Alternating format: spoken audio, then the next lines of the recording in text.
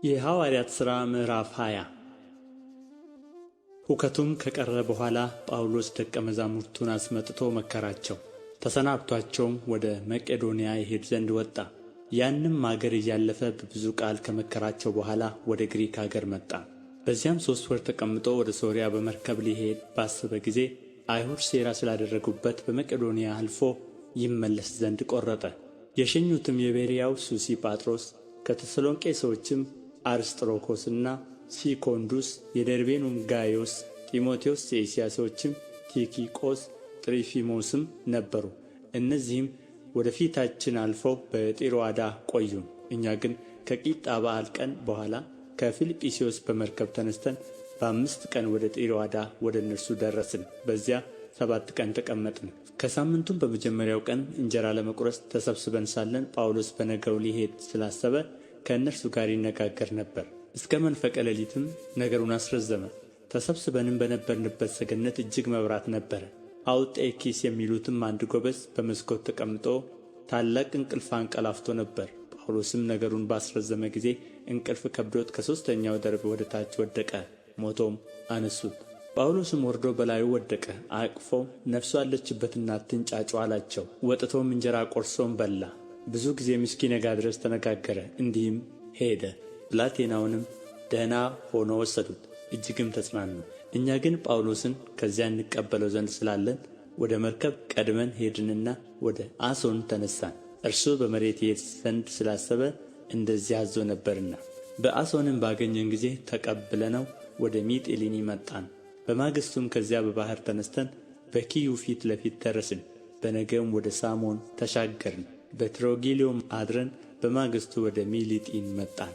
ጳውሎስ በእስያ እጅግ እንዳይቀመጥ ኤፌሶንን ይተው ዘንድ ቆርጦ ነበርና ቢቻለውም በዓለ ኀምሳን በኢየሩሳሌም ይውል ዘንድ ይቸኩል ነበርና ከሚሊጢንም ወደ ኤፌሶን ልኮ የቤተ ክርስቲያንን ሽማግሌዎች አስጠራቸው።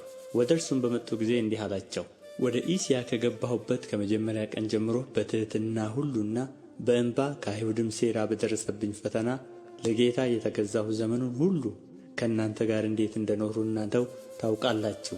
ወደ እግዚአብሔር ዘንድ ንስሐንና በጌታችን በኢየሱስ ክርስቶስ ማመንን ለአይሁድና ለግሪክ ሰዎች እየመሰከርሁ በጉባኤም በየቤታችሁ አወራሁላችሁና አስተማርኋችሁ እንጂ ከሚጠቅማችሁ ነገር አንዳች እንኳ አላስቀረሁባችሁም። አሁንም እነሆ እኔ በመንፈስ ታስሬ ወደ ኢየሩሳሌም እሄዳለሁ። በዚያም የሚያገኘኝ ምን እንደሆነ አላውቅም። ነገር ግን መንፈስ ቅዱስ እስራትና መከራ ይቆይሃል ብሎ በየከተማው ሁሉ ይመሰክርልኛል። ነገር ግን ሩጫዬንና ከጌታ ከኢየሱስ የተቀበልሁትን አገልግሎት እርሱም የእግዚአብሔርን ጸጋ ወንጌልን መመስከር እፈጽም ዘንድ ነፍሴን በእኔ ዘንድ እንደማትከብር እንደ ከንቱ ነገር እቈጥራለሁ። አሁንም እነሆ እኔ የእግዚአብሔርን መንግሥት እየሰበክሁ በመካከላችሁ የዞርሁላችሁ ከእንግዲህ ወዲህ ፊቴን እንዳታዩ አውቃለሁ። ስለዚህ እኔ ከሰው ሁሉ ደም ንጹሕ እንደሆንሁ ዛሬ በዚች ቀን እመሰክርላችኋለሁ። የእግዚአብሔርንም ምክር ሁሉ ነግሬያችኋለሁ፣ ምንም አላስቀረሁባችሁም። በገዛ ደሙ የዋጃትን የእግዚአብሔርን ቤተ ክርስቲያን ትጠብቋት ዘንድ መንፈስ ቅዱስ እናንተን ጳጳሳት አድርጎ ለሾመባት ለመንጋው ሁሉና ለራሳችሁ ተጠንቀቁ።